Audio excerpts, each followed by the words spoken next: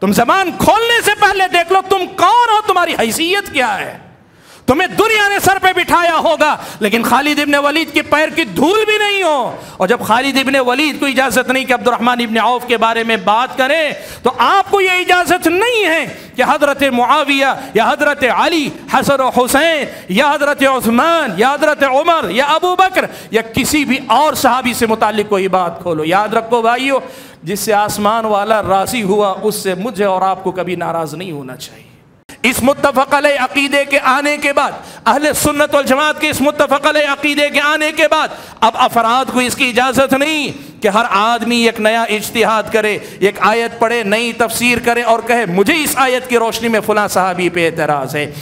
صحابہ کرام کے خلاف آل بیت کی تائید کے نام پر شیعی کتابوں کے ساتھ ساتھ سنیوں کے پاس جو معتبر کتابیں، حدیث کی کتابیں، تاریخ کی کتابیں، ان کے حوالے جمع کر کر کے منہاج الکرامہ کے نام سے اس نے کتاب لکھی، جس میں اس نے یہ ثابت کیا کہ سارے صحابہ نعوذ باللہ رافضی عقیدے کے مطابق اللہ کے نبی صلی اللہ علیہ وسلم کے بعد خیانت کرنے والے ہوئے وغیرہ وغیرہ۔ ان میں یہ ساری باتیں تھیں جو آج تم ٹکڑوں کی شکل میں لے کے لوگوں میں پھیلا رہے ہو، اس قسم کی ساری باتیں تھیں۔ الحمدللہ نحمده ونستعینه ونستغفره ونعوذ بالله من شرور أنفسنا ومن سيئات أعمالنا من يهد الله فلا مضل له ومن يضلل فلا هادي له وأشهد أن لا إله إلا الله وحده لا شريك له وأشهد أن محمدا عبده ورسوله أرسله بالحق بشيرا ونذيرا أما بعد فأعوذ بالله من الشيطان الرجيم بسم الله الرحمن الرحيم يوم نقول لجهنم هل امتلأت وتقول هل من مزيد وأزلفت الجنة للمتقين غير بعيد هذا ما توعدون لكل أواب حفيظ من خشي الرحمن بالغيب وجاء بقلب منيب ادخلوها بسلام ذلك يوم الخلود لهم ما يشاءون فيها ولدينا مزيد وكم أهلكنا قبلهم من قرن هم أشد منهم بطشا فنقبوا في البلاد هل من محيص إن في ذلك لذكرى لمن كان له قلب أو ألقى السمع وهو شهيد ولقد خلقنا السماوات والأرض وما بينهما في 6 أيام وما مسنا من لغوب فاصبر على ما يقولون وسبح بحمد ربك قبل طلوع الشمس وقبل الغروب ومن الليل فسبحه وأدبار السجود واستمع يوم ينادي المناد من مكان قريب يوم يسمعون الصيحة بالحق ذلك يوم الخروج إنا نحن نحيي ونميت وإلينا المصير يوم تشقق الأرض عنهم سراعا ذلك حشر علينا يسير نحن أعلم بما يقولون وما أنت عليهم بجبار فذكر بالقرآن من يخاف وعيد وقال تبارك وتعالى أيضا والذين جاءوا من بعدهم يقولون ربنا اغفر لنا ولإخواننا الذين سبقونا بالإيمان ولا تجعل في قلوبنا غلا للذين آمنوا ربنا إنك رؤوف رحيم۔ بزرگان محترم، ملت اسلامیہ کے نوجوانوں اور پردہ نشین خواتین اسلام، اللہ تبارک و تعالی ہم سب کا خالق، ہم سب کا مالک، ہم سب کا معبود برحق اور اکیلا معبود برحق، ہر قسم کی تعریف و توصیف، ہر طرح کی حمد و ثنا، ہر قسم کی بڑائی، ہر قسم کی بزرگی اور میری اور آپ سبھی کی ہر ایک عبادت کا اکیلا اور تنہا مستحق رب ہے، جس نے مجھ کو اور آپ کو اس دنیا میں امتحان آزمائش کے لیے پیدا فرمایا، بندگی کا امتحان، فرما برداری کا امتحان، پیارے نبی صلی اللہ علیہ وسلم کی اتباع اور پیروی کا امتحان دینے کے لیے اس دنیا میں بھیجا۔ درود و سلام ہو نبی آخر الزماں پیارے نبی محمد صلی اللہ علیہ وسلم کی ذات گرامی پر، جو اللہ تبارک و تعالیٰ کے آخری نبی و رسول بن کر دنیا میں تشریف لائے، جنہوں نے دین کو سب سے پہلے تو اپنی عملی زندگی میں ڈھال کر نمونہ بن کر دنیا کے سامنے پیش فرمایا، اور پھر اپنے بعد اپنے صحابہ، اپنے ساتھیوں یعنی صحابہ کرام رضوان اللہ علیہم اجمعین میں اس دین کی عملی تصویر ایک معاشرے کی شکل میں، ایک مکمل سوسائٹی کی شکل میں، ایک مکمل شہر اور بستی کی شکل میں دنیا کے سامنے پیش فرمائی۔ حاضرین جمعہ، خطبہ مسنونہ کے بعد میں نے آپ حضرات اور خواتین کے سامنے جو آیت کریمہ پڑھی، یہ سورہ حشر کی آیت ہے۔ اس آیت سے پہلے 2 آیتوں میں اللہ تعالیٰ نے مہاجرین اور انصار کا تذکرہ فرمایا۔ پہلی آیت میں مہاجرین کا تذکرہ کیا اور یہ بتلایا کہ یہ وہ لوگ ہیں جو ایمان لا کر نبی کے ساتھی بنے، اللہ کی خاطر ہجرت کی، اور اللہ تبارک و تعالیٰ ہی کی خاطر اللہ کی راہ میں جہاد کیا، نبی علیہ السلام کی ڈھال بن کر آپ صلی اللہ علیہ وسلم کے ساتھ کھڑے رہے۔ مہاجرین کے کمالات اور ان کی خوبیوں کا اجمالی تذکرہ کرنے کے بعد اللہ تبارک و تعالیٰ نے انصار کا تذکرہ فرمایا کہ انصار وہ ہیں جنہوں نے ایمان اور مومنین دونوں کو مدینہ کے اندر پناہ دی، اپنے آپ کی ضرورتوں کو قربان کر کے ایثار سے کام لیا اور مسلمانوں کو سہارا دیا، اسلام کو سہارا دیا، اور اپنے گھروں سے پہلے اپنے دلوں میں نبی کو اور نبی کے مہاجر صحابہ کو مقام دیا اور سب سے زیادہ ان سے محبت کی۔ انصار کی خوبیوں کا اللہ تعالیٰ نے تذکرہ فرمایا۔ ان دونوں کا تذکرہ کرنے کے بعد اللہ نے فرمایا والذین جاءوا من بعدہم، مہاجروں اور انصار کے بعد جو لوگ آئے یا آئیں گے، ان کا طریقہ کیا ہوتا ہے اور کیا ہونا چاہیے، ان کا انداز اس دنیا کے اندر کیسا ہونا چاہیے۔ اللہ نے کہا یقولون ربنا اغفر لنا، کہا یہ ایسے لوگ ہوں گے جو ہمیشہ یہی کہیں گے اللہ ہماری مغفرت فرما، وَلِإِخْوَانِنَا الَّذِينَ سَبَقُونَا بِالْإِيمَانِ، ایمان کے اس راستے پر جس پر آج ہم قائم ہیں، ہم سے پہلے جو گزر چکے مہاجر انصار، ہمارے ساتھ ان کی بھی مغفرت فرما، ان کے چھوٹی بڑی اگر کوئی لغزش ہے اس سے درگزر فرما، ان کے لیے مغفرت کی دعا کرتے ہیں۔ وَلَا تَجْعَلْ فِي قُلُوبِنَا غِلًّا لِلَّذِينَ آمَنُوا، اور یہ لوگ یہ بھی کہتے ہیں کہ اللہ تعالیٰ ایمان والے، چاہے وہ جو پہلے گزر چکے وہ مہاجر وہ انصار، یا آج کے دور کے ایمان والے جو حقیقی ایمان والے ہیں، ان میں سے کسی سے متعلق ہمارے دلوں میں ذرا برابر کھوٹ نہ رکھ، ہمارے دل میں کھوٹ آنے نہ دینا۔ وَلَا تَجْعَلْ فِي قُلُوبِنَا غِلًّا لِلَّذِينَ آمَنُوا رَبَّنَا إِنَّكَ رَؤُوفٌ رَحِيمٌ، اے ہمارے رب تو رؤوف ہے، رحیم ہے، تو رحم کرنے والا ہے، ترس کھانے والا ہے۔ حاضرین جمعہ، اس آیت کریمہ کا جو پیغام ہے وہ بہت صاف ہے۔ اس آیت میں اللہ تعالیٰ نے مجھ کو اور آپ کو یہ سکھلایا بتلایا ہے کہ ہمارا طریقہ صحابہ کرام سے متعلق کیا ہونا چاہیے۔ مومن اور مسلمان اگر آپ ہیں، اگر میں اور آپ ایمان اور اسلام سے اپنی نسبت رکھتے ہیں، خود کو مسلمان سمجھتے ہیں، خود کو ایمان والا سمجھتے ہیں، تو ہمارا ایمان اور اسلام یہ ہے کہ ہماری زبان اگر صحابہ کے لیے کھلے تو صرف اور صرف احترام کی زبان ہو، ان کے لیے استغفار کی زبان ہو، اور یہ دعا ہو کہ اللہ تبارک و تعالیٰ ان کے اگر گناہ ہیں، اگر ان کی غلطیاں ہیں تو معافی پیدا دے دے، لیکن ان کو بنیاد بنا کر ہمارے دلوں میں ان کے لیے کسی قسم کا کھوٹ نہ پیدا ہونے دی۔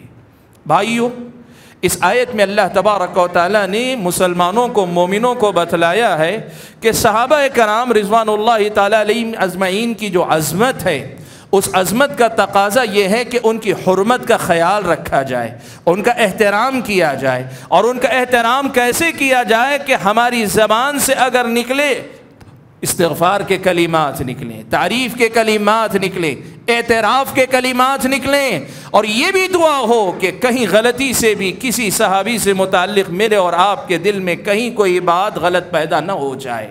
حاضرین گرامی، اس آیت کا یہ جو پیغام ہے آج ہمارے اپنے بچوں کی گھٹی میں پلانے کی ضرورت ہے۔ یاد رکھنا بھائیو، صحابہ سے متعلق یہ جو موقف قرآن میں اللہ تعالیٰ نے بیان کیا ہے، یہ اسلام کا اگر کوئی ہار ہے، اگر کوئی منکوں کا ہار آپ اسلام کو سمجھتے ہیں، یہ وہ پہلا منکا ہے کہ اگر یہ ٹوٹتا ہے تو پھر اسلام کا ایک ایک حصہ آپ سے چھوٹتا چلا جاتا ہے۔ صحابہ سے متعلق اگر آپ کا میرا ایمان متزلزل ہوا، صحابہ سے متعلق اگر میرے اور آپ کے ایمان میں ذرا برابر کمی آئی، صحابہ سے متعلق جو مقام، جو کردار اللہ نے متعین کیا، نبی نے متعین کیا، اس میں اگر خلل پیدا ہوا، دین و ایمان کی دولت آپ کی میری لٹ جائے گی، ہم مٹ جائیں گے۔ یہ بات ہم اور آپ کو یاد رکھنی چاہیے۔ سبحان اللہ۔ امام مالک ابن انس رحمۃ اللہ علیہ، امام دار الہجرہ امام مالک کہا کرتے تھے، کہتے تھے کہ کان السلف یعلمون اولادہم حب ابی بکر و عمر، کہ صحابہ کرام یا تابعین یا سلف صالحین اپنی اولاد کو صحابہ کی محبت، ابو بکر و عمر کی محبت ویسے سکھاتے تھے جیسے قرآن کی کوئی سورت اپنے بچوں کو سکھائی جاتی ہے۔ آپ کے بچوں کی تربیت میں قرآن کی تعلیم جتنی ضروری ہے، اسی قدر زیادہ امام مالک کہتے ہیں آپ کے بچوں کو آپ کو صحابہ کی محبت سکھانی پڑے گی۔ یہ صحابہ کا سلف کا طریقہ تھا، یہ امام مالک رحمۃ اللہ علیہ نے بیان کیا ہے۔ حاضرین گرامی قدر، آپ یہ بات یاد رکھیں، آج ہم جس دور میں جی رہے ہیں، نئے زمانے میں جب ہم اور آپ جی رہے ہیں، تو صحابہ کی دشمنی آج حدیث کے نام پر لوگ پھیلا رہے ہیں، صحابہ سے ناراضگی آل بیت رسول صلی اللہ علیہ وسلم سے محبت کے نام پہ پھیلا رہے ہیں، صحابہ سے ناراضگی تحقیق کے نام پہ لوگ پھیلا رہے ہیں، صحابہ سے متعلق دلوں میں کدورت یا غلط قسم کے افکار و نظریات کو الگ الگ ناموں سے پھیلا رہے ہیں۔ ایسے ماحول میں سلف صالحین اہل سنت والجماعت کا جو منہج رہا، صحابہ و تابعین کا جو ایمان و عقیدہ رہا ہے، وہ ایمان و عقیدہ اپنے بچوں کو پڑھانا، اپنے بچوں کو سکھانا، ان کے دل و دماغ میں بٹھانا، اور ان کو بتانا کہ اسلام نے ہمیں صحابہ سے معاملہ کرنے کا طریقہ کیا سکھلایا، یہ طریقہ اپنے بچوں کو سکھلانا و بتلانا آج کے دور کی ترجیحات میں ہونا چاہیے۔ اپنے بچوں کو وہ سبق پڑھانا چاہیے کہ صحابہ کرام رضوان اللہ تعالی مجمعین سے متعلق ہمارا اور آپ کا طریقہ کیا ہونا چاہیے۔ سبحان اللہ۔ سعد ابن ابی وقاص رضی اللہ تعالیٰ عنہ، سعد ابن ابی وقاص رضی اللہ تعالیٰ عنہ جو خود مبشر بالجنہ، جن کو اللہ تعالیٰ نے جنت کی خوشخبری سنائی ہے، وہ انہی آیتوں کو پڑھ کر کہتے ہیں کہ اللہ تبارک و تعالیٰ نے 3 درجے بیان کیے، ایمان والوں کے اللہ تعالیٰ نے 3 درجے بیان کیے۔ پہلا درجہ مہاجرین کا اللہ نے بیان کیا جو گزر چکے، مہاجرین کا درجہ اللہ نے پہلے بیان کیا جو گزر چکے، اب کوئی مہاجر نہیں ہو سکتا، مہاجرین کے اس درجے کو کوئی نہیں پا سکتا۔ پھر اللہ تعالیٰ نے انصار کا تذکرہ فرمایا، یہ بھی گزر چکے، اب کوئی انصار کی اس فضیلت کو نہیں پا سکتا، اس مقام اور درجے کو نہیں پا سکتا۔ یہ دونوں درجے گزر چکے ہیں، اب اگر باقی ہے تو ایک ہی درجہ ہے، اور وہ یہ کہ ایمان والا بن کر اپنی زبان سے صرف صحابہ کے لیے اچھے کلمات اور استغفار ہی استغفار ادا کرو۔ صرف یہی ایک درجہ باقی رہ گیا ہے۔ آج اگر کوئی اپنے آپ کو ایمان والوں میں شامل کرنا چاہتا ہے وہ مہاجر نہیں بن سکتا، وہ انصار میں نہیں شامل ہو سکتا، اسے ان ایمان والوں میں شامل ہونے کی کوشش کرنا چاہیے جن کا دل، جن کی زبان، جن کا قلم صحابہ کے لیے پاک ہے، صاف ہے، کوئی ناراضگی نہیں، کوئی دشمنی نہیں، کوئی ناپسندیدگی نہیں، کسی قسم کا اعتراض نہیں، کسی قسم کے ان کے کردار پر شبہ نہیں۔ ایسا ایمان والا بننا چاہیے جن کے زبان و قلم اگر کھلے گی، اٹھے گی، تو پھر صحابہ کے لیے صرف استغفار ہی استغفار ہوگا۔ یہ سعد ابن ابی وقاص رضی اللہ تعالی عنہ کی تفسیر ہے۔ حضرت سعد ابن ابی وقاص رضی اللہ تعالی عنہ جو مبشر بالجنہ، وہ ہمیں سکھلا رہے ہیں کہ صحابہ سے متعلق ہمارا کردار کیا ہونا چاہیے۔ اسی لیے بھائیو یہ بات یاد رکھو، ہم اہل حدیث حضرات کا، اہل السنہ والجماعہ کا، سلف صالحین کے نقش قدم پر چلنے والوں کا یہ متفق علیہ عقیدہ ہے، یہ منہج ہے۔ امام طحاوی رحمۃ اللہ علیہ بتلاتے ہیں کہ صحابہ سے متعلق ہمارا مقام اور موقف کیا ہونا چاہیے۔ چند کلمات میں انہوں نے ساری بات بتا دی ہے۔ آج یہ سبق سیکھ کر اپنی نئی نسلوں کو سکھانے کی آپ کوشش کریں۔ وہ کہتے ہیں وَنُحِبُّ أَصْحَابَ رَسُولِ اللَّهِ صلی اللہ علیہ وسلم، ہم یعنی اہل سنت، سلف صالحین کے منہج پر چلنے والے، محدثین کرام کے منہج کے علم بردار اور ترجمان، ہمارا طریقہ کیا ہے؟ ہم اصحاب رسول نبی علیہ الصلوۃ والسلام کے صحابہ میں سے سب سے محبت کرتے ہیں۔ جو صحابی کہلائے ہم اس سے آگے کچھ اور نہیں دیکھتے۔ جن کو صحابی ہونے کا شرف حاصل ہو گیا بس ہمارے لیے اتنا کافی، اس کے بعد مزید کوئی تحقیق نہیں، اس کے بعد مزید کوئی استفسار نہیں، مزید کوئی سوال نہیں۔ ہم صحابہ کرام سے محبت کرتے ہیں۔ وہ صحابی ہوئے، اللہ نے ان کو شرف صحبت دے دیا تو پھر وہ ہماری محبت کے مستحق ہو گئے۔ وَلَا نُفْرِطُ فِي حُبِّ أَحَدٍ مِّنْهُمْ، ہم صحابہ سے محبت کرتے ہیں لیکن کسی بھی صحابی کی محبت میں غلو نہیں کرتے۔ حضرت ابو بکر کو ابو بکر کے مقام پہ رکھتے ہیں، ان کو نہیں بڑھاتے ہیں۔ عمر کو عمر کے مقام پہ رکھتے ہیں، ان کو نہیں بڑھاتے ہیں۔ عثمان کو عثمان کے مقام پہ رکھتے ہیں، ان کو آگے نہیں بڑھاتے ہیں۔ علی کو علی کے مقام پہ رکھتے ہیں، ان کو آگے نہیں بڑھاتے ہیں۔ حسنین، حضرت حسن و حسین رضی اللہ تعالی عنہما کو ان کے مقام پہ رکھتے ہیں، آگے نہیں بڑھاتے۔ حضرت معاویہ کو ان کے مقام پہ رکھتے ہیں، اس سے آگے نہیں بڑھاتے۔ کسی کی محبت میں حد سے تجاوز کرنا یہ ہمارا طریقہ نہیں۔ کسی کی محبت میں تجاوز کرنا ہمارا طریقہ نہیں۔ جیسے کچھ لوگوں نے حضرت علی اور حضرت حسن و حسین کی محبت میں غلو کیا تو حضرت ابو بکر پہ اعتراض کیا، عمر پہ اعتراض کیا، حضرت عثمان پہ اعتراض کیا، یا بعد میں چل کر حضرت معاویہ پہ اعتراض کیا۔ ہم ایسے نہیں جو علی اور حضرت حسن و حسین کی محبت میں غلو کر کے کہ ان میں سے کسی صحابی یا دیگر صحابہ کی شان میں گستاخی کریں، اور ہم ایسے بھی نہیں جیسے ملک شام کے کچھ ناسمجھ نادان ایسے بھی تھے جو حضرت معاویہ رضی اللہ تعالی عنہ اور ان کے خاندان کی محبت میں غلو کر کے ناصبی بنے اور حضرت علی اور حسن و حسین کی محبت میں اور ان کی شان میں گستاخی کرنے والے ہوئے۔ اہل سنت ہم سب سے محبت کرتے ہیں، کسی ایک کی محبت میں حد سے تجاوز نہیں کرتے۔ وَلَا نَتَبَرَّأُ مِنْ أَحَدٍ مِّنْهُمْ، محبت میں غلو بھی نہیں کرتے، اور ان صحابہ میں سے کسی ایک بھی صحابی سے براءت اور لا تعلقی کا اظہار بھی نہیں کرتے۔ سب صحابہ ہمارے لیے صحابہ، سارے صحابہ ہمارے لیے صحابہ، ہم سارے صحابہ سے محبت کرتے ہیں، کسی صحابی کی شان میں غلو بھی نہیں کرتے ہیں، اور جن کے لیے شرف صحبت ثابت ہے، ہو گیا ہے، ان کے حق میں ہم کسی قسم کی برات کا اعلان بھی نہیں کرتے، لا تعلقی کا اظہار نہیں کرتے۔ وہ نبی کے ساتھی ہوئے تو ہماری محبت کے مستحق ہوئے، وہ نبی کے صحابی ہوئے تو ہمارے احترام کے مستحق ہوئے۔ کسی بھی صحابی سے ہم برات کا اعلان نہیں کرتے، بلکہ ہمارا طریقہ کیا ہے؟ آگے کہتے وَنُبْغِضُ مَن يُبْغِضُهُمْ، ہمارا معاملہ تو یہ ہے کہ کسی بھی صحابی سے اگر کوئی بغض رکھتا ہے تو ہم اس سے بغض رکھتے ہیں۔ جو صحابہ سے ناراض ہوا ہم اس سے ناراض ہیں، جس کو صحابہ سے شکایت ہے ہمیں اس سے شکایت ہے، جس کو نعوذ باللہ صحابہ پر اعتراض ہے ہمیں اس پر اعتراض۔ وَنُبْغِضُ مَن يُبْغِضُهُمْ، یہ اہل سنت کا منہج ہے، یہ عقیدہ ہے۔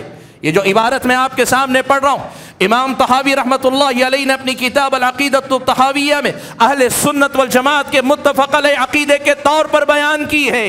وہ یہ بتاتے کہتے ہیں وَنُبْغِضُ مَن يُبْغِضُهُم، جو صحابہ سے بغض رکھے، دشمنی رکھے، ناراضگی رکھے، دل میں کسی قسم کا اعتراض رکھے، ہم اس سے بغض رکھتے ہیں۔ صحابہ سے بغض ہماری نظر میں وہ گناہ ہے کہ جس کے نتیجے میں پھر وہ آدمی ہماری محبتوں کا مستحق نہیں رہتا۔ جو صحابہ سے ناراض ہوگا ہم اس سے راضی نہیں رہ سکتے۔ کیوں؟ بھائیو، صحابہ وہ ہیں جن سے اللہ نے کہا رضی اللہ عنہم ورضوا عنہ، اللہ تعالیٰ ان سے راضی ہو گیا۔ جو صحابی ہو گئے اللہ ان سے راضی ہو گیا، اور جس سے آسمان والا راضی ہو گیا، زمین والوں کی حیثیت کیا کہ وہ کسی سے ناراض ہو۔ اور اگر کوئی ناراض ہوتا ہے تو اس کی ناراضگی کا کیا فرق پڑتا ہے صحابی کے مقام پر؟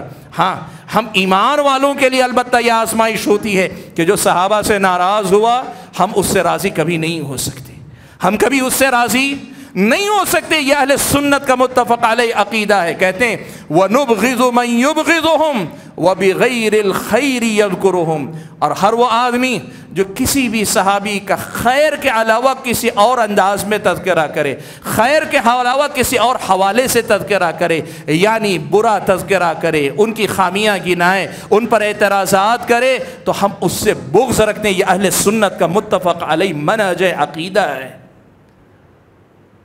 وَلَا نَذْكُرُهُمْ إِلَّا بِخَيْرٍ، یہ ہم اہل سنت کا عقیدہ ہے کہ ہم اگر ان کا ذکر کریں گے تو ذکر خیر ہی ہوگا، اچھی باتوں کے حوالے ہی سے ہم ان کا تذکرہ کریں گے۔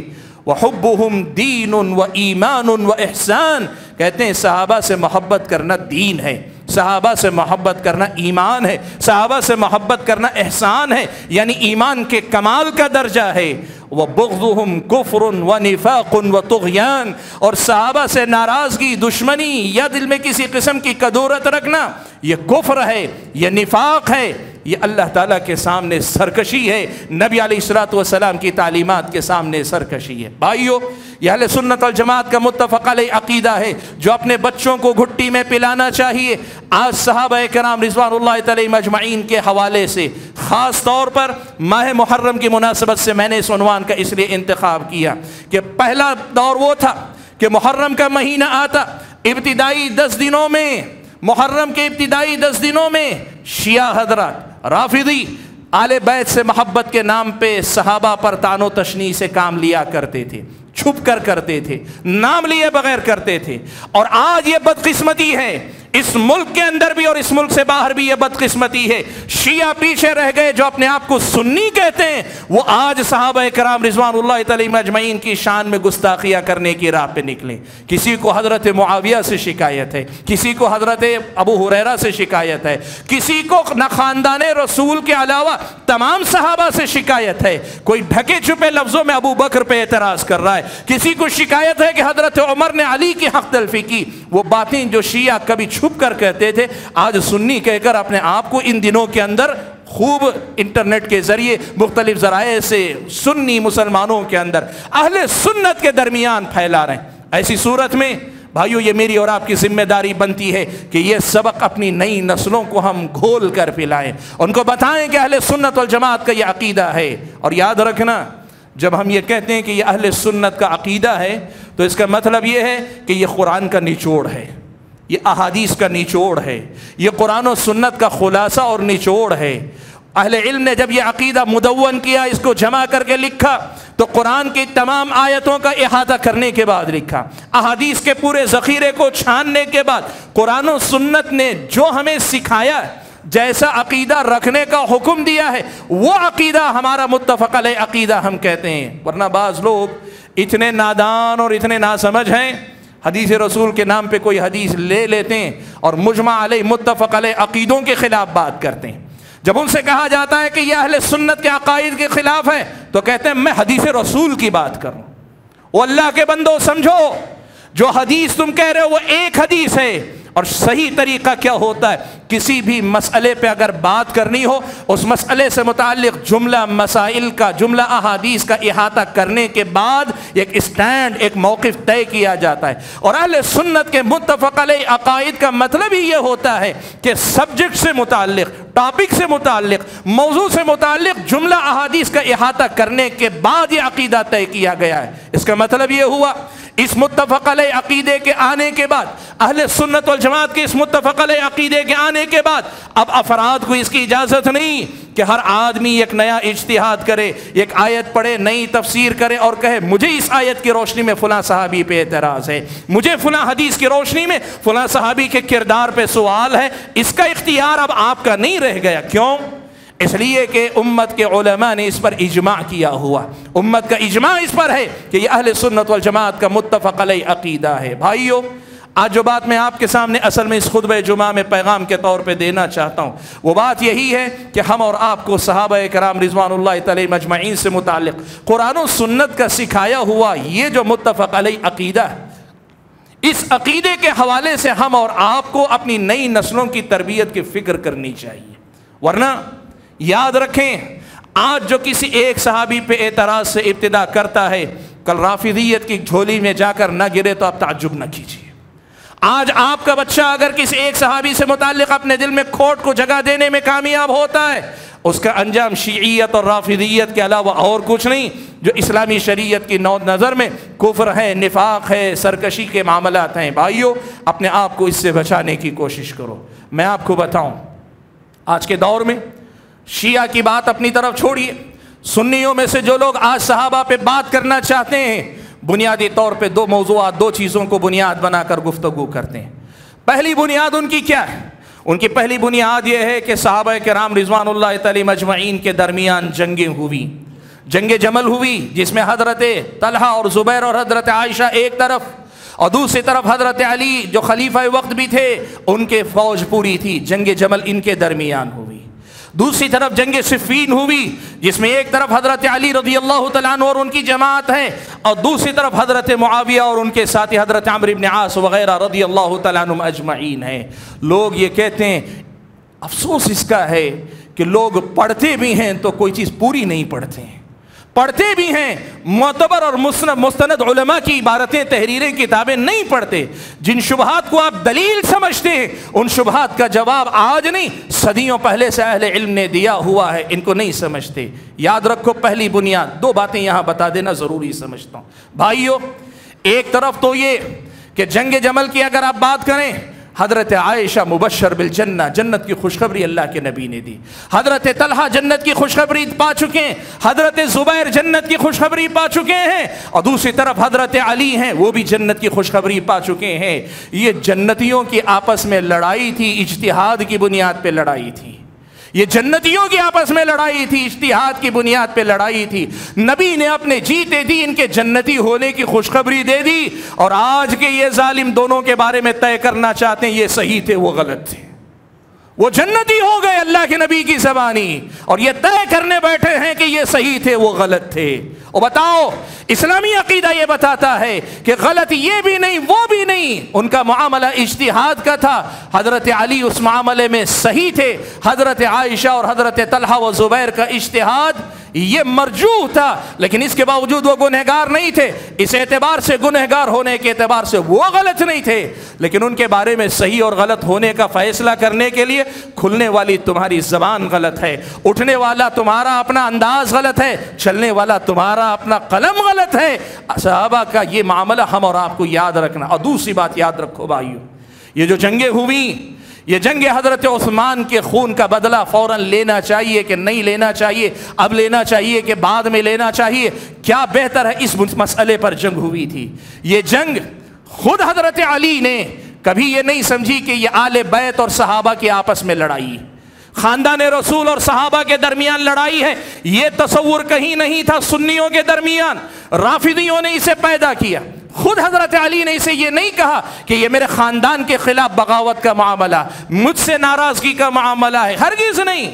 حضرت طلحہ کا جب حضرت طلحہ جنگ جمل میں شہید ہو گئے، حضرت علی کو بتایا گیا، حضرت علی رونے لگے، حضرت علی رونے لگے، اور اس کے بعد یہ معاملہ تھا حضرت طلحہ کے فرزند سے جب کبھی حضرت علی کی ملاقات ہوتی، حضرت علی یہ بات کہا کرتے تھے، مجھے اللہ تعالیٰ سے یہ امید ہے، میں یقین رکھتا ہوں کہ تمہارے باپ اور میں ان خوش نصیبوں میں ہوں گے جن کے بارے میں اللہ نے قرآن میں فرمایا، علی سرر متقابلین، جنت میں تخت پر آمنے سامنے بیٹھ کے ہنستے بولتے ہوئے جنتی ہوں گے۔ سبحان اللہ۔ حضرت علی خود اس معاملے کو آل بیت اور اصحاب رسول کی جنگ نہیں سمجھتے تھے، اور یہ ظالم کہتے ہیں آج یہ مسئلہ ہے کہ بہت سارے لوگ ٹی وی پر، چینل پر، یوٹیوب پر، فیس بک پر یہ فتنہ اٹھائے ہوئے ہیں، صحابہ کو آپس میں لڑانے والا بتا کر، آل بیت سے دشمنی کرنے والا بنا کر، بالخصوص حضرت معاویہ رضی اللہ تعالیٰ عنہ کو نشانے پہ لے کر یہ گستاخیوں پہ گستاخیاں کرتے جا رہے ہیں۔ سبحان اللہ۔ سنو، تم وقت کے چاہے کتنے بڑے محقق ہو، حضرت ابن عباس سے بڑے تو محقق نہیں ہونا، تم وقت کے کتنے ہی بڑے علامہ ہو، حضرت ابن عباس سے زیادہ قرآن و سنت سمجھنے والے نہیں ہونا۔ حضرت ابن عباس رضی اللہ تعالیٰ عنہ کا یہ اثر سنو اور یاد رکھو۔ حضرت ابن عباس رضی اللہ تعالیٰ عنہ میں کہتے ہیں، لا تسبوا اصحاب محمد صلی اللہ علیہ وسلم، لوگو نبی علیہ الصلوۃ والسلام کے صحابہ میں سے کسی کو بھی برا بھلا مت کہو، نبی علیہ الصلوۃ والسلام کے صحابہ میں سے کسی کو بھی برا بھلا مت کہو۔ کیوں کہا؟ اس لیے حضرت ابن عباس کہتے ہیں، لأن اللہ امرنا بالاستغفار لهم، اللہ تعالیٰ نے ہمیں جو حکم دیا ہے وہ یہی کہ ہم ان کے حق میں صرف مغفرت کی دعا کریں۔ جب اللہ کا حکم مغفرت کی دعا کرنے کا ہے تو ہم ان کے حق میں اپنی زبان کو غلط طریقے سے نہ کھولیں۔ یہ کہنے کے بعد حضرت ابن عباس نے جو بات کہی، یہ کون ابن عباس ہیں؟ ترجمان قرآن ہیں۔ یہ کون ابن عباس ہیں؟ جو اللہ کے نبی صلی اللہ علیہ وسلم کی زبانی قرآن کی سمجھ کی دعا پائے ہوئے ہیں کہ اللہ تعالیٰ نے ان کو قرآن کی سمجھ عطا کی ہوئی۔ یہ ابن عباس کہتے ہیں، لوگو اللہ نے جب صحابہ کے حق میں صرف استغفار کرنے کا حکم دیا ہے، اللہ تعالیٰ جانتا تھا کہ یہ صحابہ آگے جا کر لڑیں گے بھی۔ اللہ تعالیٰ جانتا تھا کہ ان صحابہ میں سے بعض کے درمیان آپس میں لڑائیاں ہوں گی، اس کے باوجود بھی جب اللہ تعالیٰ نے صرف استغفار مانگنے کے لیے کہا ہے تو پھر تمہیں بھی یہ سمجھ لینا چاہیے کہ ان لڑائیوں کو بنیاد بنا کر ان میں سے کسی کو برا بھلا کہنے کی تمہیں کوئی چھوٹ نہیں ہے۔ یہ حضرت صحابہ کا ایمان ہے، یہ حضرت ابن عباس کا ایمان و عقیدہ ہے جس کی دعوت ہم آج پوری دنیا کو دینا چاہتے ہیں۔ ابن عباس کہتے ہیں، اللہ نے جب استغفار مانگنے کرنے کا حکم دیا سب کے لیے ایک جیسی دعا، تو اللہ تعالیٰ جانتا تھا کہ یہ آپس میں چل کر لڑیں گے۔ اسی طرح ضحاک ابن مزاحم کا بھی یہ قول ایسا ہی ملتا ہے، وہ بھی یہی کہتے ہیں کہ اللہ تبارک و تعالیٰ نے صحابہ کے بارے میں ہمیں اپنی زبانوں کو روکنے کا حکم دیا، حالانکہ اللہ تعالیٰ کو معلوم تھا پہلے ہی سے کہ ان کے درمیان کچھ مسائل میں اختلاف ہوگا۔ اس کا مطلب کیا ہوا بھائیو؟ اس کا مطلب یہ ہوا کہ جب حضرت ابن عباس نے یہ منہج، یہ عقیدہ، یہ ایمان ہمیں دے دیا ہے تو ہمیں آج ان کی جنگوں میں اپنے آپ کو فیصل بنا کر داخل کرنے کی جرات اور غلطی نہیں کرنی چاہیے۔ صحابہ کے درمیان فیصلہ کرنے والا بن کر اپنے آپ کو داخل نہیں کرنا چاہیے۔ تاریخ کی لمبی لمبی کتابوں کا نام لے کر اپنے آپ کی قابلیت دکھلانی نہیں چاہیے۔ یہ احادیث رسول میں سے بعض احادیث کا تذکرہ کر کے لوگوں میں انتشار کی فضا نہیں پیدا کرنی چاہیے۔ یہ صحابہ ہیں جنہوں نے قرآن سمجھا، یہ صحابہ ہیں جنہوں نے احادیث سمجھی، اور وہ بتلا رہے ہیں کہ اللہ کو معلوم تھا پہلے ہی سے۔ پھر بھی اللہ نے ایمان والوں کا طریقہ یہی بتلایا ہے کہ ایمان والے ان کے حق میں صرف دعا ہی دعا کریں۔ سبحان اللہ۔ ماں عائشہ صدیقہ رضی اللہ تعالی عنہ کہتی ہیں، یہ عجیب معاملہ ہے، اللہ تعالیٰ نے صحابہ کے حق میں استغفار اور دعا کرنے کا حکم دیا، یہ ظالم صحابہ کے حق میں گستاخیاں کرتے ہوئے پھرتے ہیں۔ حضرت عائشہ کے اس جملے کا مطلب سمجھاتے ہوئے قاضی عیاض رحمۃ اللہ علیہ نے لکھا ہے، کہتے ہیں مصر میں کچھ لوگ تھے جو حضرت معاویہ کو برا بھلا کہتے تھے، شام میں کچھ لوگ تھے جو حضرت علی کو برا بھلا کہتے تھے، اور خوارج کا طبقہ تھا جو دونوں کو برا بھلا کہتا تھا۔ حضرت عائشہ رضی اللہ تعالیٰ عنہا نے انہی تین طبقات کو نشانے پہ رکھ کر یہ کہا ہے، اللہ نے حکم دیا تھا کہ صحابہ کے حق میں دعا کرو، استغفار کرو، اچھے کلمات کہو، اور یہ ظالم ہیں کہ ان کے حق میں بد زبانی کرتے چلے جا رہے ہیں۔ سبحان اللہ۔ حضرت عبداللہ ابن عمر، بھائیو دیکھو، ہم یہ کہتے ہیں نا کہ قرآن اور سنت دین ہے، اور قرآن اور سنت کا وہی معنی و مفہوم ہمارا دین ہے جو صحابہ نے سمجھا تھا۔ دیکھو صحابہ نے کیا سمجھا۔ حضرت عبداللہ ابن عمر رضی اللہ تعالیٰ عنہما ایک مجلس میں موجود تھے، ایک آدمی آیا، بعض مہاجرین کے بارے میں زبان درازی کرنے لگا، کچھ برا بھلا کہنے لگا۔ حضرت عبداللہ ابن عمر رضی اللہ تعالیٰ عنہما نے اسے بلا کر یہی سورہ حشر کی 3 آیتیں جو خطبے کے آغاز میں نے ذکر کی، پہلی آیت جو مہاجرین سے متعلق ہے پڑھ کر اس سے پوچھا، بتاؤ تم ان میں سے ہو؟ حضرت عبداللہ ابن عمر نے پوچھا، ان میں سے ہو؟ اس آدمی نے کہا، نہیں میں تو نہیں ہوں مہاجرین میں سے۔ دوسری آیت پڑھی انصار سے متعلق، پوچھا چلو ٹھیک ہے ان میں سے نہیں تو کہ انصار میں سے، اس آیت میں جن کا تذکرہ ان میں سے ہو؟ کہا نہیں میں انصاری بھی نہیں ہوں۔ حضرت عبداللہ ابن عمر نے پھر تیسری آیت پڑھی، وہی آیت جو آیت آج میں آپ کے سامنے رکھ رہا ہوں۔ پڑھنے کے بعد اچھا یہ بتاؤ تم ان میں سے ہو؟ تو اس آدمی نے کہا کہ ہاں امید کرتا ہوں کہ میں ان میں سے ہوں گا۔ حضرت عبداللہ ابن عمر نے کہا غلط، تو ان میں سے نہیں ہو سکتا، اس لیے کہ تیری زبان صحابہ کے لیے پاک نہیں ہے۔ ان میں سے ہونے کے لیے ضروری ہے کہ تیرا دل صاف ہو اور تیری زبان کھلے تو صرف استغفار کے لیے کھلے۔ جب تیری زبان صرف استغفار کے لیے نہ کھل کر اعتراضات کے لیے کھلتی ہے تو تو ان میں سے بھی نہیں ہے۔ اور اس کا مطلب یہ ہوا بھائیو، ایمان والوں کے ان تینوں طبقات میں سے نہیں تو پھر تمہارا ٹھکانہ کہاں ہے خود طے کر لو۔ سبحان اللہ، یہ صحابہ کا منہج ہے۔ صحابہ بتلا رہے ہیں کہ ہم اور آپ کو کیسے ایمان اور عقیدے والا ہونا چاہیے۔ بھائیو میں آپ کو بتاؤں، حضرت عمر ابن عبدالعزیز رحمۃ اللہ علیہ، آپ جانتے ہیں حضرت عمر ابن عبدالعزیز رحمۃ اللہ علیہ کے مقام اور مرتبے کو۔ حضرت عمر ابن عبدالعزیز رحمۃ اللہ علیہ کے سامنے ایک آدمی نے آ کر پوچھا کہ اے عمر آپ بتائیے کہ یہ جنگ جمل میں صحابہ میں آپس میں لڑائی ہوئی، جنگ صفین میں حضرت معاویہ اور علی صحابہ کے درمیان لڑائیاں ہوئی، آپ کیا کہتے ہیں؟ آپ کا اسٹینڈ کیا ہے؟ آپ کا موقف کیا ہے؟ یہ وہی جو آج نوجوان کرنا چاہتے ہیں، کتابوں کے حوالے لے لے کر پھرتے ہیں، تاریخ کی کتابیں، بعض حدیثوں کا حوالہ لے کر پھرتے ہیں۔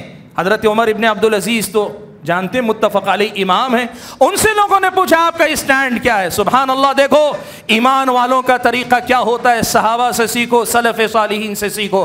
عمر ابن عبدالعزیز رحمۃ اللہ علیہ نے کہا تل کا دیما ان کف اللہ یدی عنہا، کہا یہ وہ خون ہے، جب بہا تھا خون جنگوں کے اندر، اللہ نے میرے ہاتھوں کو اس سے آلودہ ہونے سے بچا لیا، یعنی اللہ نے مجھے اس وقت اس جنگ میں شامل نہیں کیا، یہ اللہ کا بہت بڑا کرم، اس لیے کہ چاہے ادھر سے کچھ مارے جاتے چاہے ادھر سے کچھ مارے جاتے، بہرحال صحابہ اور تابعین ہی کا تو خون تھا، اللہ نے میرے ہاتھوں کو ان کے خون سے آلودہ ہونے سے بچا لیا ہے، تو میں اکرہ ان اغمس یدی فی دمائہم، کہتے ہیں کہ آج جب ان کے خون کے سے آلودہ ہونے سے اللہ نے میرے ہاتھ کو بچا لیا، فَأَكْرَهُ أَنْ أَغْمِسَ لِسَانِي فِيهَا، آج میں اپنی زبان کو اس سے آلودہ کرنے سے بچا لینا چاہتا ہوں۔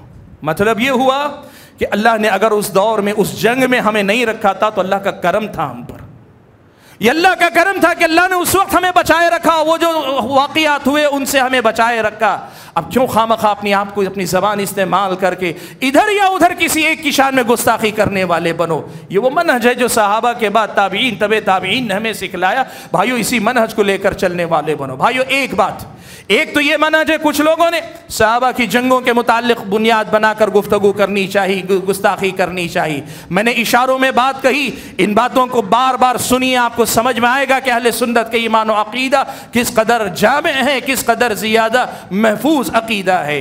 اور دوسری طرف کچھ نادان بھائی ایسے ہیں، حدیث کی کتابوں میں سے بعض حدیث کی کتابوں کے بعض احادیث کا حوالہ لے کر یہ کہتے ہیں کہ حضرت معاویہ حضرت علی پر اعتراض کرتے تھے، حضرت معاویہ حضرت علی کو برا بھلا کہتے تھے، وغیرہ وغیرہ۔ بھائیوں اب تک کی گفتگو سے یہ بات صاف ہے، یہ سچ ہے کہ صحابہ میں سے بعض صحابہ کے درمیان بعض مسائل کو لے کر اختلاف ہوا، ناراضگی بھی تھی، لیکن اس کے باوجود بھی اللہ تبارک و تعالیٰ نے ہمیں اپنی زبان ان کے بارے میں کھولنے کی اجازت نہیں دی۔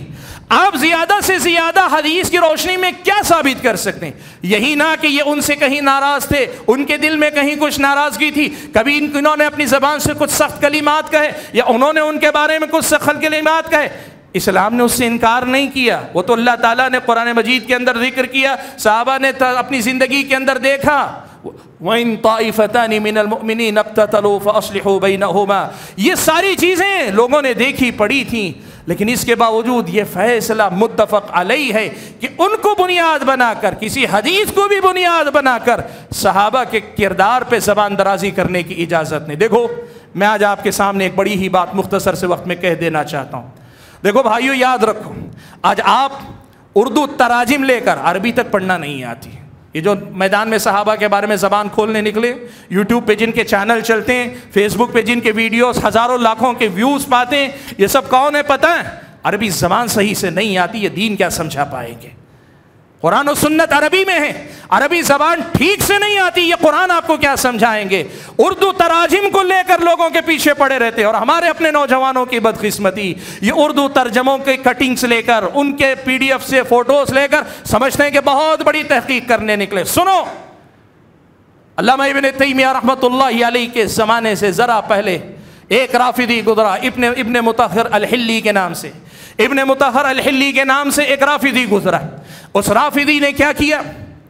صحابہ کرام کے خلاف آل بیت کی تائید کے نام پر شیعی کتابوں کے ساتھ ساتھ سنیوں کے پاس جو معتبر کتابیں، حدیث کی کتابیں، تاریخ کی کتابیں، ان کے حوالے جمع کر کر کے منہاج الکرامہ کے نام سے اس نے کتاب لکھی، جس میں اس نے یہ ثابت کیا کہ سارے صحابہ نعوذ باللہ رافضی عقیدے کے مطابق اللہ کے نبی صلی اللہ علیہ وسلم کے بعد خیانت کرنے والے ہوئے وغیرہ وغیرہ. ان میں یہ ساری باتیں تھیں جو آج تم ٹکڑوں کی شکل میں لے کے لوگوں میں پھیلا رہے ہو. اس قسم کی ساری باتیں تھیں. شیخ الاسلام ابن تیمیہ رحمۃ اللہ علیہ نے اس کی کتاب کا رد کرتے ہوئے، اس کتاب کی غلطیوں کو واضح کرتے ہوئے کتاب لکھی منہاج السنت النبویہ کے نام سے. منہاج الکرامہ کے مقابلے میں منہاج السنت النبویہ کے نام سے کتاب لکھی اور اس رافضی کے تمام اعتراضات کا دندہ شکن جواب دیا. اور یہ بات یاد رکھو، ابن تیمیہ کو گزرے ہوئے تقریباً 7 صدیاں گزر چکی، تقریباً 600 سال 700 سال کا عرصہ ہو چکا ہے. آج تک اس منہاج السنہ کا کوئی جواب نہیں دے سکا. میں کیوں ان کا حوالہ دے رہا ہوں؟ اس لیے دے رہا ہوں کہ آج جو یہ روایتیں حدیثوں کے ٹکڑے لے کر یا حدیثوں کے بعض الفاظ لے کر لوگوں میں انتشار کی فضا پھیلا رہے ہو، سنو، ابن تیمیہ جیسا محقق جس نے اس میدان کی ایک ایک روایت کا تحقیقی جائزہ لیا ہے، تحقیقی جائزہ لینے کے بعد ابن تیمیہ نے اس موضوع پہ کیا بات کہی؟ کہتے ہیں کہ دیکھو، صحابہ کرام رضوان اللہ تعالی مجمعین کے درمیان جو کچھ بھی معاملات ہوئے، ان میں ہمیں یہ بات معلوم ہونی چاہیے. سب سے پہلی بات کہ صحابہ کے بارے میں جو روایتیں نقل کی جاتی ہیں، ان میں کی اکثر روایتیں جھوٹی ہیں. پہلی بات، صحابہ کے بارے میں جو تاریخ کے حوالے نقل کیے جاتے ہیں، بسا اوقات بعض حدیثوں سے حوالے دیے جاتے ہیں، ان میں کی اکثر روایتیں موضوع گھڑی ہوئی ہیں یا انتہا درجے کی ضعیف ہیں. یہ پہلی بات. دوسری بات، ان میں سے جو صحیح ہیں، یعنی اس کا مطلب یہ کہ بعض صحیح روایتیں بھی ہیں، کہ ان میں سے جو صحیح ہیں ان صحیح روایتوں کے ساتھ ظالموں نے، صحابہ کے مخالفین نے یہ معاملہ کیا ہے کہ یا تو ان حدیثوں میں کچھ اضافہ کر دیا ہے یا حدیثوں میں سے کچھ گھٹا دیا ہے، جس کے نتیجے میں حدیث کا جو حقیقی مفہوم تھا وہ نہ ہو کر ایسا مفہوم اس سے نکالا گیا کہ صحابہ پہ اعتراض کی بنیاد بن گئی. یہ دوسری وجہ. کہا کہ ایک تو یہ کہ جو صحیح ہیں اس میں یا تو گھٹا دیا گیا یا بڑھا دیا گیا، یہ ہوا ہے. اور اگر اس کے بعد بھی کچھ روایتیں اگر صحیح ہیں، بالکل صحیح ہیں، کچھ روایتیں جن میں کوئی حذف و اضافہ نہیں، کمی زیادتی نہیں، بالکل صحیح روایتیں ہیں جن سے صحابہ پر اعتراض بن سکتا ہے، تو اگلا جواب یاد رکھو، اگلی بنیاد یاد رکھو کہ صحابہ ان معاملات کے اندر مجتہد تھے، یعنی انہوں نے اجتہاد کیا تھا. ایک چیز ہوتا ہے گناہ کو گناہ سمجھ کر اس کا ارتکاب کرنے والا، اور دوسری چیز ہے کسی دینی مسئلے میں اجتہاد کرنے والا. جیسے جنگوں کے اندر صحابہ نے جو شرکت کی، دونوں طرف کے صحابہ نے اجتہاد کیا تھا، اور اجتہاد کے نتیجے میں ان کو جو صحیح لگا اس پر انہوں نے عمل کیا ہے. کہا ابن تیمیہ نے کہ اس میں مجتہد تھے، اور اجتہاد کے بعد اگر کوئی غلطی کرتا ہے، اجتہاد میں غلطی ہوتی ہے تو اسلامی شریعت کی نظر میں ایسا آدمی گنہگار بھی نہیں ہوتا.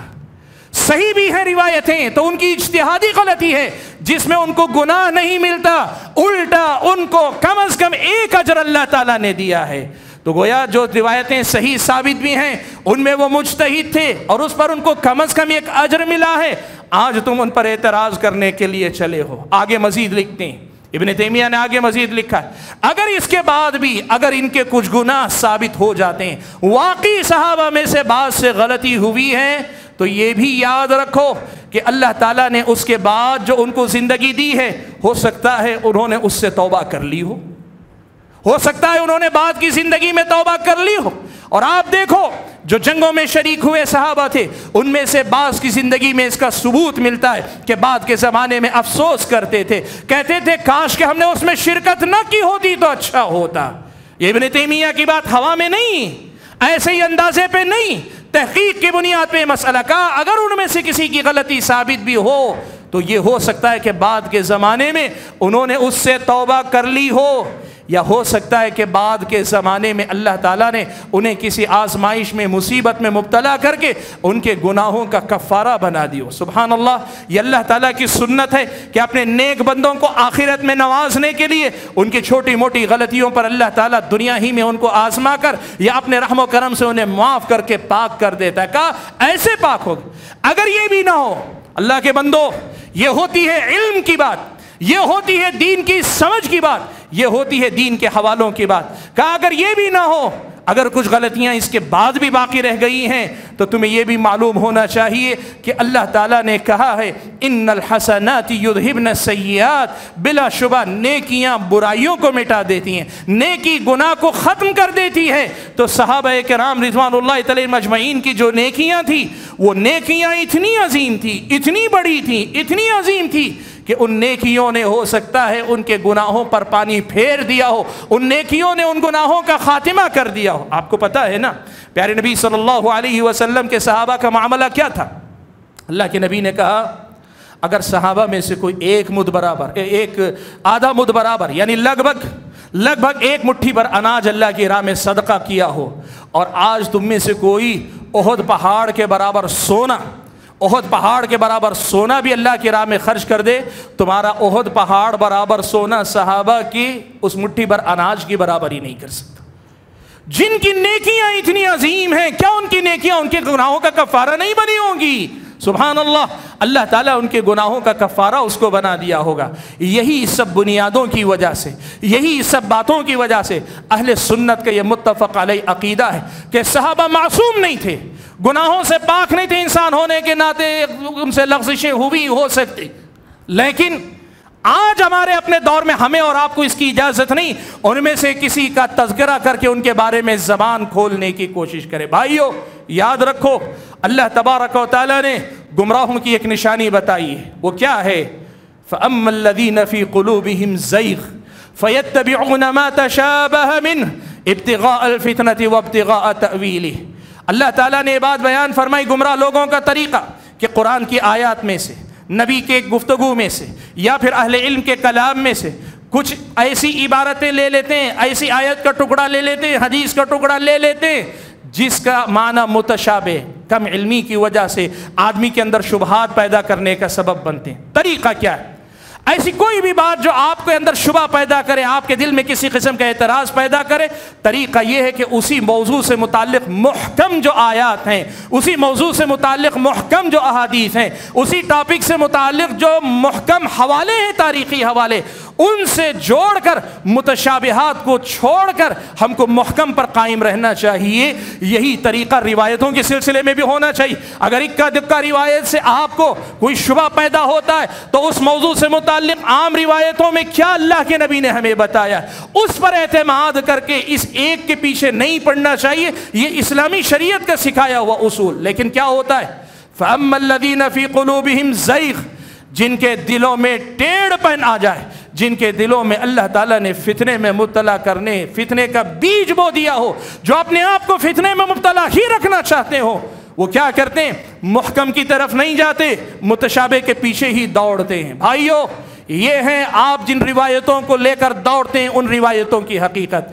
میرے پاس وقت نہیں ہے کہ میں بہت زیادہ تفصیل میں جاؤں، آخری دو باتیں آپ کے سامنے 2 منٹ میں ختم کرتا ہوں۔ بھائیو دیکھو، اللہ کے نبی صلی اللہ علیہ وسلم کے زمانے میں حضرت خالد ابن ولید، حضرت عبد الرحمن ابن عوف، ان دونوں میں تھوڑی سی ناراضگی ہو گئی، کسی مسئلے پہ بات ہو گئی۔ انسان تھے، صحابہ کے پاس اپنے معاملات ہوتے تھے۔ خالد ابن ولید رضی اللہ تعالیٰ عنہ نے حضرت عبد الرحمن ابن عوف کے بارے میں کچھ کہہ دیا۔ اللہ کے نبی صلی اللہ علیہ وسلم نے سن لیا تو آپ نے فرمایا لا تسبوا اصحابی، تم میرے صحابہ کو برا بھلا مت کہو۔ عبد الرحمن ابن عوف مبشر بالجنہ، جنت کی خوشخبری اللہ تعالیٰ نے ان کو دی ہوئی ہے۔ کیا ہوا؟ خالد ابن ولید نے حضرت عبد الرحمن ابن عوف پہ بات کی۔ اللہ کے نبی نے کیا کہا؟ لا تسبوا اصحابی، میرے صحابہ کے بارے میں برا بھلا مت کہو۔ اللہ کے نبی نے یہ نہیں کہا کہ عبد الرحمن ابن عوف کی غلطی نہیں ہے اس لیے برا بھلا مت کہا، نہیں، شرف صحبت کا تقاضا ہے کہ کچھ نہ کہو۔ اور کس کو منع کر رہے ہیں؟ خالد ابن ولید کو۔ اور خالد ابن ولید کون ہیں؟ یہ وہی ہیں جن کو اللہ کے نبی نے اللہ کی تلوار کہا۔ اسلام کی اتنی عظیم خدمت خالد ابن ولید نے کی ہوئی ہے کہ اللہ کے نبی نے اپنی زبان سے کہا سیف من سیوف اللہ، اللہ کی تلواروں میں سے ایک تلوار ہے۔ جس کی خدمت اسلام کا یہ معیار ہو کہ نبی کی زبانی اللہ کی تلوار ہونے کا لقب پائے، اس کو جب اللہ کے نبی اجازت نہ دیں کہ صحابہ کے بارے میں زبان کھولے تو ایرے غیر نتھو خیرے کو کیا حق پہنچتا ہے کہ صحابہ کے حق میں زبان کھولے؟ تم زبان کھولنے سے پہلے دیکھ لو تم کون ہو، تمہاری حیثیت کیا ہے۔ تمہیں دنیا نے سر پہ بٹھایا ہوگا لیکن خالد ابن ولید کے پیر کی دھول بھی نہیں ہو، اور جب خالد ابن ولید کو اجازت نہیں کہ عبد الرحمن ابن عوف کے بارے میں بات کریں تو آپ کو یہ اجازت نہیں ہے کہ حضرت معاویہ یا حضرت علی، حسن و حسین یا حضرت عثمان یا حضرت عمر یا ابو بکر یا کسی بھی اور صحابی سے متعلق کوئی بات کھولو۔ یاد رکھو بھائیو، جس سے آسمان والا راضی ہوا اس سے مجھے اور آپ کو کبھی ناراض نہیں ہونا چاہیے۔ ایک عقل مند انسان کے لیے اس سے بڑی کوئی بات نہیں چاہیے۔ یاد رکھو اللہ کے نبی صلی اللہ علیہ وسلم کی یہ بات سنو۔ شیخ البانی رحمۃ اللہ علیہ نے اس حدیث کو حسن قرار دیا ہے۔ اللہ کے نبی نے فرمایا من سب اصحابی، جو میرے صحابہ کو برا بھلا کہے فعلیہ لعنت اللہ والملائکۃ والناس اجمعین، جو آدمی میرے صحابہ کو برا بھلا کہے اس پر اللہ کی لعنت ہے، فرشتوں کی لعنت ہے، سارے لوگوں کی لعنتیں اس پر برستی ہیں۔ بھائیو، ایسے غلط کام کرنے سے پہلے دین و ایمان نے آپ کو کیا سکھایا ہے سیکھنے کی کوشش کرو۔ جو پیغام مجھے آپ کے سامنے دینا تھا وہ یہ کہ بھائیو، صحابہ کے لیے احترام ہی احترام رکھو، ان کا تذکرہ ادب سے کرو، ان کا نام آئے تو رضی اللہ عنہم کی وہ ضمانت بار بار اپنی زبان سے دہراؤ، ان کے حق میں استغفار کے کلمات کہو، اللہ سے دعا بھی کرو کہ ہمارے دلوں میں کسی بھی صحابی سے متعلق ادنا سا کوئی شبہ، کسی قسم کا کوئی اعتراض ہمارے دلوں میں جگہ نہ پانے پائے۔ ایسے ثابت یقین کے ساتھ، ایسے ایمان کے ساتھ جیو، اور یہ اصول یاد رکھو وَنُبْغِضُ مَن يُبْغِضُهُمْ، جو ان صحابہ سے کسی سے بھی بغض رکھے گا، ناراضگی رکھے گا، ہماری محبتوں کا وہ مستحق نہیں ہو سکتا، ہم اس سے راضی نہیں ہو سکتے۔ جو اللہ کے صحابہ سے، نبی کے صحابہ سے ناراض ہو، اس سے اللہ ناراض ہے، اللہ کا نبی ناراض ہے۔ ہم بدرجہ اولا، اس لیے کہ ہم تو بندے ہیں، ہم تو کمزور ہیں، ہم اور زیادہ ناراض ہیں تاکہ وہ ہمیں اپنے فطرے میں مبتلا نہ کرتے۔ بھائیو، مجھے زیادہ کچھ نہیں کہنا، وقت میں نے زیادہ لیا، لیکن اس موضوع کو اس محرم کے مہینے میں یاد دلانا ضروری تھا۔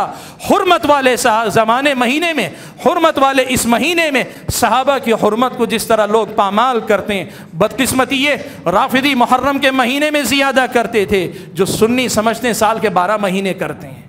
یہ سچائی ہے ہمارے زمانے کی۔ ایسی صورت میں ہمارے سنت کی ذمہ داری بنتی ہے کہ دفاع صحابہ کے نام پر صحابہ کے حقیقی مقام سے لوگوں کو واقف کروائیں، اور قرآن و سنت کے یہ اصول جو صحابہ نے اپنے الفاظ میں ہمیں سمجھائے ہیں، یہ دنیا والوں کو سمجھا کر بتلا کر لوگوں کے دین و ایمان کی حفاظت کرنے کی کوشش کریں۔ یاد رکھو بھائیو، اس امت کے اندر سب سے پہلی بدعت، سب سے پہلا فرقہ، سب سے پہلی گمراہی خوارج کی آئی تھی، اور خوارج کی بنیادی غلطی ہی یہ تھی کہ وہ صحابہ سے ناراض تھے۔ آپ بھی اگر صحابہ سے ناراضگی کو اپنے دل میں جگہ دیں گے، آپ رافضیت کے راستے پہ جائیں گے، خارجیت کے راستے پہ جائیں گے، اعتزال کے راستے پر جائیں گے، جہمیہ کے راستے پر جائیں گے، پتہ نہیں کن کن بدعتوں اور گمراہیوں کے راستے پر جائیں گے۔ اپنے دین و ایمان کی خیر منانا چاہتے ہو تو پھر اپنے دین و ایمان کی حفاظت کے لیے اہل سنت کے متفق علیہ عقیدے اور اصولوں کے پابند رہو۔ ان عقیدوں کی اگر پابندی رہے گی، دین و ایمان محفوظ ہوگا، اور اپنی اگلی نسلوں کی بھی صحیح تربیت ہم اور کر پائیں گے۔ اللہ سے دعا کیجیے کہ اللہ تعالیٰ مجھے، آپ سبھی حضرات کو، خواتین کو جو باتیں کہیں سنی گئی ہیں کہنے اور سننے سے زیادہ سمجھنے کی توفیق عطا فرمائے، اور جو باتیں ہماری سمجھ میں آتی ہیں دنیا والوں کو سمجھانے کی توفیق عطا فرمائے۔ آمین۔ وآخر دعوانا الحمد للہ رب العالمین۔